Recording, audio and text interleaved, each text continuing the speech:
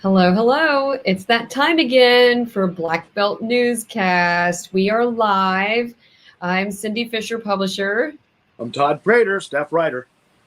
All right. We have so much going on in the Black Belt. Always. Yeah, I know. It takes us a while to prep for these because we want to make sure that we give you all the top information.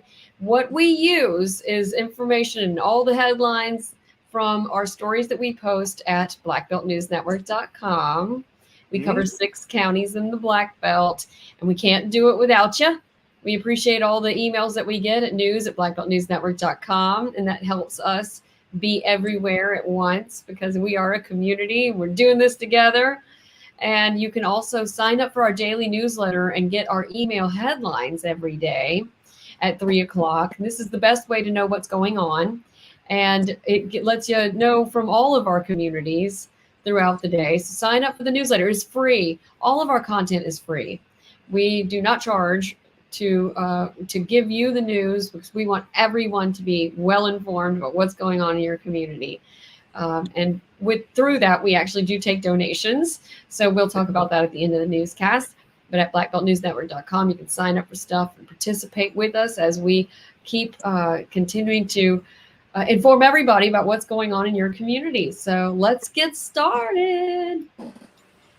We want to start first with an aviation initiative announcement that was made on Tuesday. It was made at Craig Field, but it's not just Craig Field that's involved. Wallace Community College will be, and Marion Military Institute are part of a consortium that has come together to have classes and aviation courses that will hopefully bring some very high income jobs to our area. And that's the goal.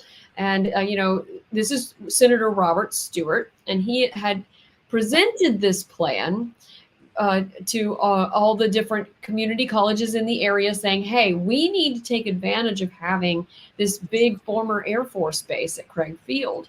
And so through a partnership, Wallace Community College especially, and Marion Military Institute, they said, let's do some courses that can be held out of Wallace that will teach them the skills they need to do the jobs that are through like Resicom that has been here for about a year and a half, and they have very high skilled jobs available. And there's also the Air Traffic Control Center. Right. So it was really exciting that they announced this second step as they move toward having more aviation opportunities in the Black Belt. And in the Black Belt, we have an airport in just about all of our communities. Demopolis has an airport. Wilcox County has an airport. Of course, Selma, Marion Military Institute uses Vaden Field in Marion, which has its own board. So this is really exciting news. High-paying jobs. That's what I like hearing. Yeah. And it's tapping into stuff we have already. Yeah, we're becoming an aviation hub around here. So then that's a good thing. But like you said, that brings with it high-paying jobs and highly skilled jobs as well. So yes, and it's some of those jobs are right here. So we just need to make sure that we here in the community are skilled and ready to take those jobs. All right. I like that. I like fly. So I hear there's an alternate plan that was presented to the city council at Demopolis last night. What was that about? I had the opportunity to attend the Demopolis City Council last night, and which I love doing. It's my second hometown. They're great folks. They were talking about, of course, everybody who's been here, we've been talking quite a bit about the old school on Main Street in Demopolis that was built in 1901. It's a historic structure. There is a plan right now for a company to purchase it. I believe it's Latham Company to purchase it, turn it into efficiency apartments. And in the lot behind it, these would be studio apartments. So they're going to be fairly small. Canebrake players will be able to keep their space in the theater and downstairs. That lot right there would be turned into, or on it would be built possibly 20, but the mayor says not quite that many condominiums. However, the neighborhood is not happy with this plan, and we've got more about that. There have been a concerted effort to not let that happen. As you can see, signs in yards that are just across the street. The old school is not for sale. Last night, Kurt Brooker, who was representing the neighborhood, presented a plan to turn the old school into an art center with studio space and areas that could be rented and used for, various arts and people who could create various types of art. Everything from painting to sculpture to music. He said it could be any of it. And he also presented a financial plan that would at least fix what's there, not change it like the other plan, but instead stabilize it and renovate it. Just, I think it's $1.5 million to make it usable for this art center. Everybody in attendance, big applaud after that. Well, and that's an interesting plan. Yeah, it's a pretty good plan. Last night was supposed to have been the public hearing, which was postponed from August to last night, but that was postponed once again to October 3rd because not all the city council members could be there. Yeah, so, they were hoping to get everyone there. I'm sorry? They were hoping to get everyone there. Right. They want everybody to be there because this is one of those situations where everybody needs to be there. I think I got a bug in my throat. All right. Well, we'll let you do that, and we'll talk about the next topic and get that bug out of your throat. We're going to stay in Demopolis and talk about the healthcare high school land that is being rezoned. Yeah, they did that at the council meeting last night. They rezoned it. Of course, it's the Alabama School for Healthcare Science. We call it Healthcare High School. They rezoned it from light industry, which is I-1, to OI, which will allow office space and other non-industrial use. And that had to be done before they could actually build the school. It was unanimous. Everybody that was there was informed. As a matter of fact, you've heard us talk about Rob, who the governor just called him Rob Pearson. Yeah, Rob Pearson. But the governor just called him Rob because he got to be so well known pushing this. But Rob stood up and said, I'm all for it. And everybody kind of chuckled and said, yeah, we are too. So they rezoned it, and now they can move forward with the actual construction. And as you saw there in that video, the old building is gone. Yes, we showed video last week or the week before. Last week on fire. Yeah, they burned the wood pieces. That was kind of surprising. Yeah. So we're going to talk about some other roundup events. First, let's say Hymnfest is coming back to Dallas County. It is. Hymnfest, if you remember last year at Old Cahaba in the church, they did Hymnfest where a bunch of churches, a bunch of choirs got together and sang hymns that would have been sung in that church through its life in the early 1800s up through the early 1900s. And they focused on congregations that actually used that church when it was moved from Old Cahaba and then back. This year, they're going to do Hymnfest again, but the focus is going to be on the Methodist congregation because they were so prominent in Cahaba during its heyday.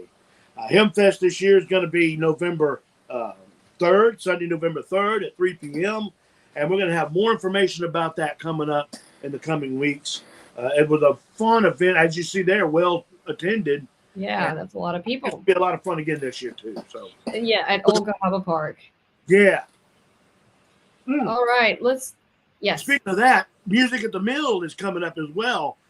That's coming up October 12th at Keenan's Mill. That's put on by the Selma Dallas County Historical Preservation Society, and there'll be, I think, 3 or 4 bands and individuals performing. It's just kind of a get together for families to come and enjoy an afternoon at Keenan's Mill. We're going to have more details about that coming up in the next week or so too. All right. Well, we wanted to throw out a couple of other stories that are in our network. And Wilcox. So Wilcox County actually made the top of a study from TurboDebt that says Wilcox County had the greatest increase of home ownerships over the past 4 years, which is a really, 14% increase of homeowners in the area, which is a really great thing to hear And that's a story that you can find at blackbeltnewsnetwork.com. Good growth. Yeah, that is a good growth. There's also a story about the Black Belt Treasures Art Center. Won an award, a big award from the National Association for Rural Mental Health.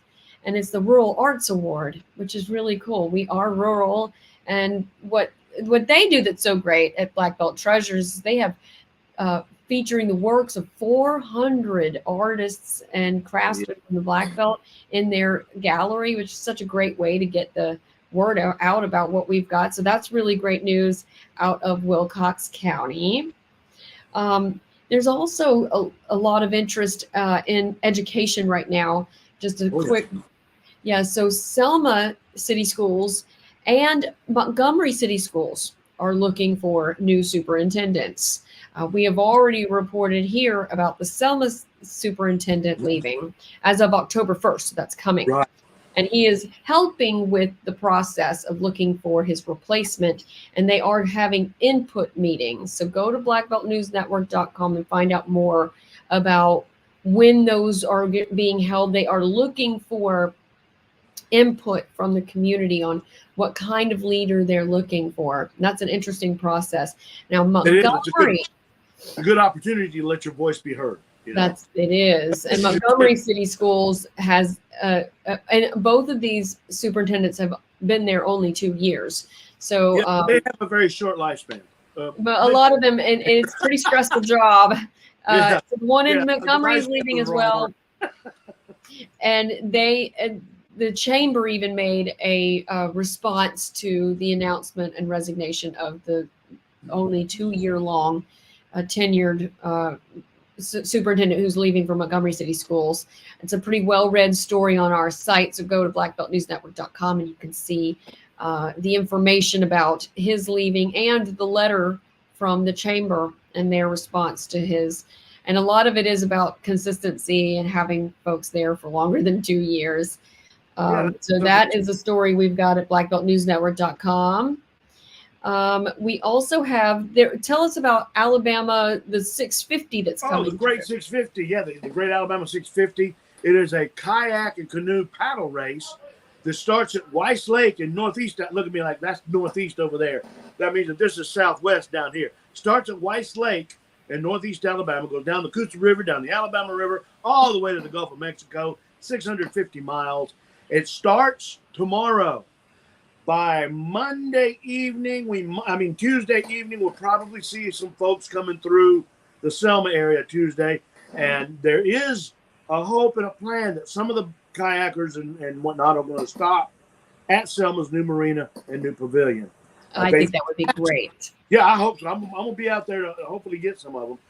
Definitely, they have to stop at Roland Cooper. Roland Cooper is a mandatory rest stop and check-in stop for them. So I want to be sure to be down there. And that's definite. We'll have some live from both sites to see what. I've seen them coming by from my river house in Dallas County. So yeah, you did. I've watched them many times. They have more paddlers than ever. They cap it at 20. They have 20 that are starting tomorrow, and 4 of those are on paddle boards. See, if you ask me, no, the river is too rough to be in one of those little bitty things or on a paddle boat or paddle board. Yeah, but you know what? That's part of the challenge. So I know they love it. They're actually at 650.com, Alabama650.com. They have an interactive map you can watch. All right. We'll worry about that on the website. We have a new story up about the George Evans book signing event at Collections Coffee Shop. And Todd did the story about that. There's the book. Yeah, Selma's Mayor is what it's called. And we lost him about 1.5 years ago. Oh, good. She signed it to you.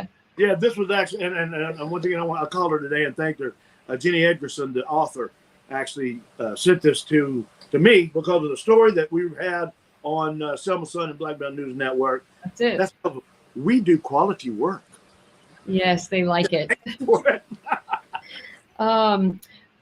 we participated in Democracy Day this year for the first time. And technically the day was the 15th, September 15th. And we put in a story that went national about the voting rallies that are happening throughout the Black Belt. And mostly in Dallas County, Selma, Dallas County, because that is a project for the Foot Soldiers Park.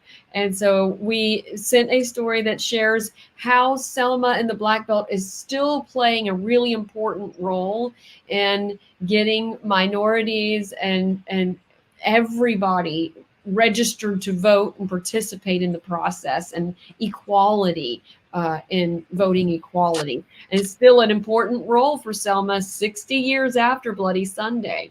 Yeah. So that was an exciting story. We'll have other election stories at our Election Hub page on Black Belt News Network that will keep you informed on absentee ballots and deadlines. So just keep and sign up for our daily newsletter. It will be in that as well. I'm trying to keep you informed as we lead up to the November 5th general election. And I just want to add, I've added a friend out of Greene County in Utah that has shared that they're having their tour of homes coming up. And it's in October, the 4th, 5th, 6th, in that range. So we're kind of new to covering Greene County. So really excited to add that to and some of those stories to our list of many, many things we run. Excellent. So check out a friend that's with the Historical Society there, and that they're doing their tour of homes, which, a lot of our tour of homes are in the spring. So it's really interesting that they have theirs in October. And Moundville has their festival coming up in Hale County. So take a look at Black Belt News Network for the dates for that. And let's talk about the outdoors for a second. Let's do. I had an opportunity to go to Montgomery and talk with the director of Alabama's Wildlife Freshwater Fisheries Division, Chuck Sykes. That interview is going to be coming up. It's very informative for folks who are interested in anything that's going on. He basically explains what Wildlife and Freshwater Fisheries does and why, because there's a lot of misunderstanding. That's coming. But if you have outdoor stories, outdoor pictures, maybe it's maybe you caught your creel limit and you want to show the fish off, or when hunting season opens, which is bow season is October 15. It's coming up. It's coming. It's coming, and we already have a couple of stories up about that. We're starting the ball rolling. We're new to it, and it's getting better and better. We want you to add to it. Where you can follow us. That's right. Yeah, if you have outdoor pictures, send them to outdoors@blackbeltnewsnetwork.com. And we will definitely post them, especially if it's, like you and your deer or your kids and your deer. We want those things. And I hate to say that in one respect, but I love to say it. Like Big Daddy did. Well, we are continuing his legacy through Black Belt Outdoors on our Facebook, and we have a YouTube channel that we're starting with that as well, so that we can continue promoting the outdoors, which is one of the best parts we have in the Black Belt. One of the best. Ecotourism. Yes. Yeah. So follow us on Facebook at Black Belt Outdoors. And that is new for us. All right. Don't forget now that we've got, I know, one interview up on our YouTube channel, but there's going to be plenty more. So make sure that you go see. That's the interview with Tim Gothard. I put it up. We're going to have a lot more. So be sure that you go to our YouTube channel as well and keep up with what's going on. Yep. So we always like to make sure that we thank our sponsors. Yes, thank you so much, Mr. Miller. Yes, Randall Miller and Betty Miller are the people that you need to go to do your pre-planning for your funeral for your family. It helps them know what and ensure that you get what it is that you are wanting for your final gift to your family. Call them at 334-874-9081. And we talked earlier about how you can make a donation to ensure that our content stays free. Make a donation. We have been receiving them now. So this is wonderful. We just started the end of the summer. as a hybrid nonprofit where we can take donations and we can get grants. We're so grateful to all of the people that support what we're doing by reading us. We keep everything free, but we have to get donations in order to continue doing that. We've had a lot of people that, and it's one of the things I love about going out and covering stories, is hearing some feedback from the folks, and everybody has said thank you to us for our coverage. So help us keep it where you can get it whenever. Nothing's more frustrating than trying to go find out what's going on, and they want you to buy a subscription when you don't have to. And make sure to follow us, Facebook, Instagram, TikTok, and YouTube at Black Belt News Network. That is where we are. It's the best way to keep up with what we're doing every day and what we are talking about it. We're reporting every day. We're posting throughout the day. Nobody posts as much as we do, I don't think, throughout the day because we want to be informed. We love doing it, so please let us know what else we need to love for you. Yeah, I think that's it. Goodness, that was a lot of stuff. That was a lot of stuff. We're going to see you guys next week. We do have football continues. So we're going to, send your videos and photos from the football games. That's the one thing. It's like, I can't be at all the games. I'm on the sidelines. You guys see, I got run over in Demopolis last week. I always do. I got my bruise to prove it. And it bent the tripod leg, one of my legs. Oh. But, it's all good. I love shooting football. So, send us your news or your items. If you've got a really good picture from the field, send it to us. We'd love to share it. We will be doing scoreboard. I do the scoreboard every Friday night at midnight, so that you guys can look and see how your team did. And some of them have to wait till Saturday because they're not listed yet. If I can't chase it down, but definitely by midnight tonight, I should have a majority of the scores up. So check us out there. Follow us on Facebook and get the e-newsletter. And we will see you guys next Friday. See you next Friday.